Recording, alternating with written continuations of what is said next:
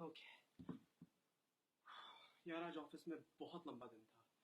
थक के हालत बुरी हो गई है मेरी। थक गए हो? ओ, कल भी इसी तरह का लंबा दिन है। कल भी लंबा दिन है। ओ, अच्छा, मुझे बहुत भूख लग रही है, कुछ खाने का इंतजाम करो जाके प्लीज। तुम्हें भूख लगी है? ओ, यार ये तुमने क्या ओ लगाया हुआ है? दिमाग ठीक है? तुम्हें गुस्सा आ रहा है? ओ, यार अगर तुमने एक बार भी और कहा ना तो मैं आपको गोली मार लूंगा। आपके पास गन